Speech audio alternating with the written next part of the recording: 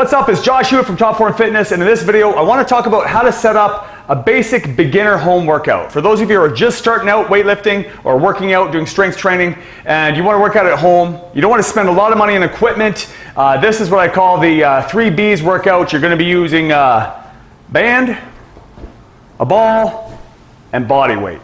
So let's get right into it, and I'll show you the exercises. We'll talk about how to put in a program and how you can progress this.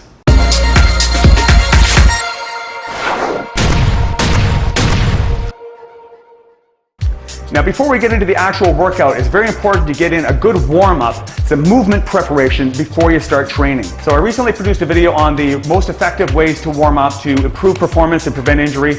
I'll put that link here on the screen as well as down in the description below. Make sure you go check that out and incorporate those dynamic warm-up exercises and core activation movements before you get into the actual beginner workout. Okay, first of all, let's look at a couple of lower body exercises. The one that I'd recommend starting off with is a lunge, and you can do reverse lunges, stepping back into a lunge position, alternating left, right, or you can step forward into a lunge, forward lunges. And of course, if you have resistance, dumbbells to use for resistance, you can hold the dumbbells just like you're holding 2 suitcases at your side and add resistance in the form of free weights.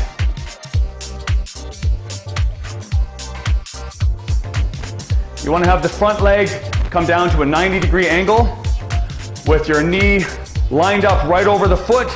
Don't let that knee shift back and forth, and drive through the lead leg. Make sure that most of the weight, the majority of the weight, is on your front leg. The next lower body exercise is a lying ball hamstring curl. So we did a push movement with the lunges, and we want to pair that up with a pulling movement for the back of the legs, the hamstrings, and the butt. Feet are centered on the top of the ball, just over the top of the ball. You want to elevate your hips, get your balance, arms out to the side. Make sure you maintain balance at this point before you curl in. Press down with the heels and pull the ball in while you elevate the hip. Really focus on squeezing the hamstrings, keeping your core tight, engaging the glutes. Control on the way out, pull in. Control out, pull in. If you find that too challenging, you can keep the hips lower. And if you need to, you can rest between reps until you build up strength. People who are sitting a lot, they might find this a little challenging initially because they're not used to using the muscles along the posterior chain, around the back of their body. But you should really feel this down the hamstrings, back of the legs, maybe a little bit in your calves and glutes as well. Okay, great lower body exercise to pair up with a lunge, and I'd recommend using these as a superset, so you go back and forth between your lunge movement and your hamstring movement with minimal rest between them, and we'll get into the sets and reps in a sec. Okay, now let's look at the first upper body exercise using the resistance bands. Now, of course, you can get different tensions of bands, or you can get multiple bands and double up the resistance if you wanted to. But we're going to be doing focusing on a pulling movement, and I'd recommend that you incorporate some sort of pulling movement in whatever workout you do. Make sure you're addressing that posterior chain. Take care of that posture. Emphasize the back of your body more than the front. So using resistance bands is a simple way to get some resistance to engage that posterior chain. Once again, retract the shoulder blades and open up the chest, improve posture, address the larger muscles in your back. So we're going to start off with a standing row. This can be done seated or standing, but you want to initiate the movement by retracting the shoulder blades, pulling them down and back, retract, depress, and then following with the elbows. So we're not just bending the elbows and pulling the resistance band in towards us. Open up the chest, retract the shoulder blades, and elbows drive back. Emphasize the retraction of the back over the flexion of the elbows. And really consider your forearms just a continuation of the resistance band. So you're not pulling up with your arm biceps like this, you're driving straight back with the elbows. So the emphasis is on elbows pressing back versus hands pulling in. Chest is open, shoulder blades retract, squeeze and hold the shortened position before you release. Focus on the back. You're going to feel your arms regardless, but really focus on pulling into the back. The band can be hooked around any sort of anchor that you have access to, a railing, a banister, or you can simply pick up a door strap and put that into the hinge of a door. I'll show you how that works. So for example, I'm using a little door strap I have here, which is usually just a nylon loop with a thicker part at the other end. That could be a little foam blocker or a little rubber stopper. Something that you can put on the other side of a door. Now, I'm going to be putting it on the open side of the door. It can also be put into the hinge side if you can fit it in there. Just so you can see what's happening here. This leaves a little loop open up on the outside, which you can use to put the band through as so. And now you want to make sure that it's equal tension when it's loose, and then you can bring that back and perform your pulling movement anchored into the door. And now moving on to the second upper body exercise, which is going to be a push-up variation or a push-up progression. Pressing movement to pair up with the pulling, the tubing row that we did last. We always want to work antagonist or opposite muscle groups so that we're keeping the body in balance. And this will be again done as a superset with your row and your push-up together. For beginners, I'd recommend starting with a kneeling push-up. So knees on the ground. You want to have your hands lower than your shoulders, so you're pushing the chest. Really lock your butt and your stomach muscles in, so you're not bending at the waist, but you're moving your whole body down to the floor. And make sure, again, you're pushing from chest, not up from your neck and shoulders, up here. Bring the arms down to the side of the body, knees bent, abs tight. Exhale, control down. Body moves as one piece. Progressing up to full push-ups from the feet.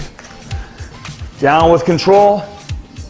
Press from the chest. Don't bend at the waist. Keep your abs tight. Butt engaged. Control the negative. Press through. This can be made more challenging by elevating your feet. So you can put them up on the ball or up on the staircase, a step, a chair, a bench, and come down slow. Press up. Control and press. Okay, so we've looked at exercises for the upper and lower body. We've paired them up in antagonist or pushing and pulling movements, and I recommend you do those as supersets.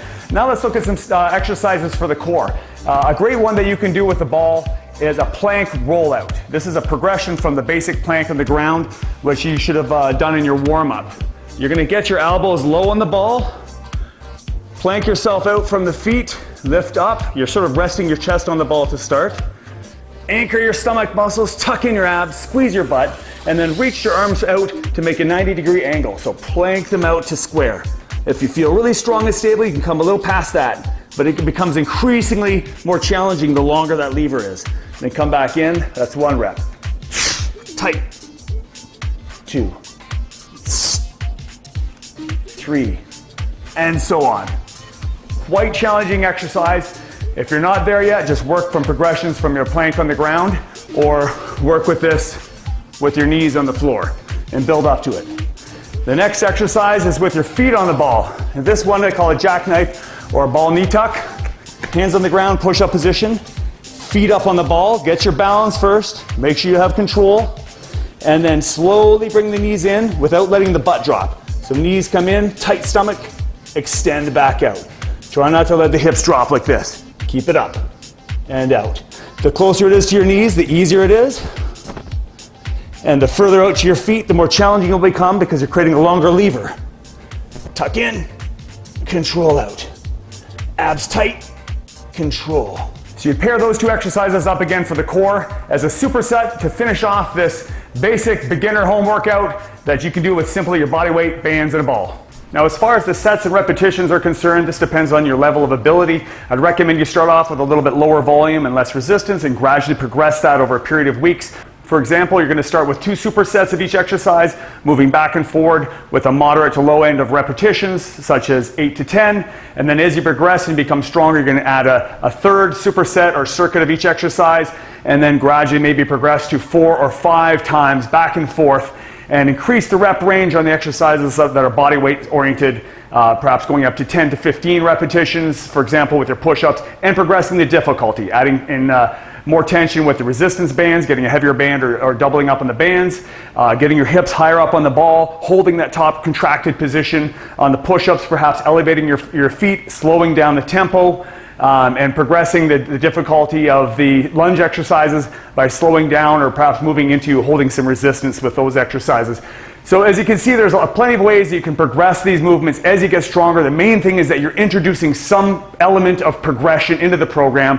I'm going to put some notes here on the screen as far as how you can organize that into a workout what it might look like for a beginner starting off a program like that. I hope this gives you some ideas if you're just starting out, just some basics you can get involved with without needing a lot of equipment, just using your body weight and some bands and basic accessories in your home gym. If you got any questions or comments, just post them down below, and until next time, stay strong.